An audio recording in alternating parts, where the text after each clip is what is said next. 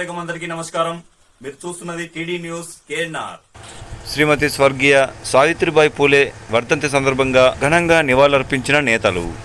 Karimnagar corporation 21వ division పరిధిలో గల శాతవాహన యూనివర్సిటీ కూడలిలో ఉన్న శ్రీమతి సావిత్రిబాయి పూలే విగ్రహానికి మరియు స్వర్గీయ జ్యోతిరావు పూలే గారి విగ్రహానికి నాయకులు పూలమాలలు వేసి ఘనంగా నివాళులర్పించారు.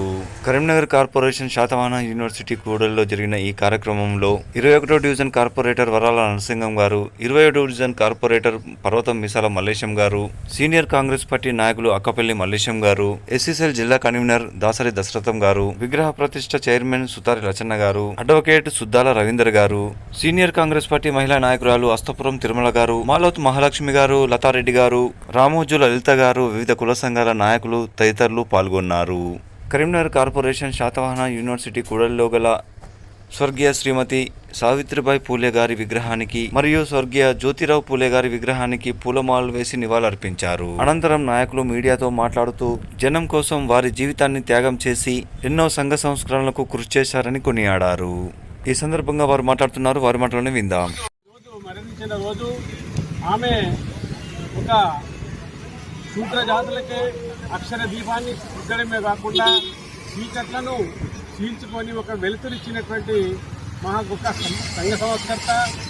ఆమె చిన్న వయసులోనే పూలే గారిని వివాహం చేసుకొని పూలే బాటలో నడుస్తూ నేను ఈ సమాజానికి సేవను అందించాలంటే మనం మొదలు పెళ్లి చేసుకోకూడదు, పెళ్లి ఉంటే పిల్లలు వస్తారు, పిల్లలు ఉంటే మనం స్వార్థం అనేటువంటి మనకు ఉంటుంది కనుక పెళ్ళే చేసుకోకూడదని పిల్లలే జరగకూడదని నిర్ణయంతో వాళ్ళు సంఘ సంస్థలుగా రూపాంతరం చెంది ఆనాడు స్త్రీలు చదువుకుంటే కళ్ళు ఓవునని చెప్పి మనము మనతత్వ శాస్త్రంలో చదువుకుంటే ఆ రోజు సంఘ బహిష్కరణ చేసేటువంటి కార్యక్రమం ఉండేది.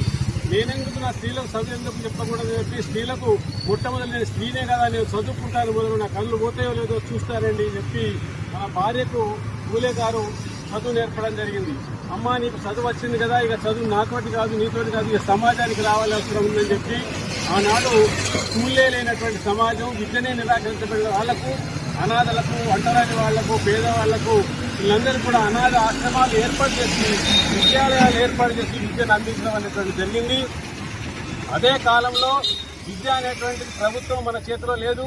అక్కడ ఉన్న ప్రభుత్వం ఇండియా ప్రభుత్వం కాదు, బ్రిటిష్ ప్రభుత్వం రాజ్యాంగం చేస్తున్న ప్రభుత్వం కనుక బ్రిటిష్ ప్రైమ్ మినిస్టర్తో కూడా మాట్లాడి అయ్యా మాకు అనేక విద్య లేక మా సమాజం అంతా చంద్రవందరకు ఉంది, చాలా పేదరికంగా ఉన్నది, మాకు సమాజం అంటేనే అర్థమవుతలేదు కనుక మాకు విద్య అనేటువంటి ఆయుధం మాకు దూరం చేశారు కనుక మాకు విద్యను అందించాలని చెప్పి అప్పటికి ఆయన స్కూళ్ళను ఏర్పాటు చేసేటువంటిది ప్రయత్నం చేయడం జరిగింది. స్కూళ్లకు లైసెన్స్ తీసుకురావడం అనేటువంటి జరిగింది పూలే గారు.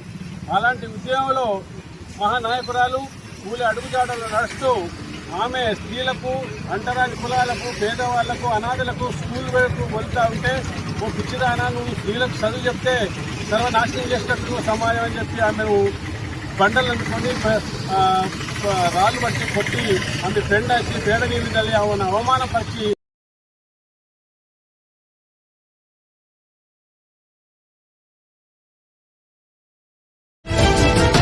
TD news KNR. Please subscribe. అస్సలాము అలైకుం, నమస్కారం, ధన్యవాదాలు.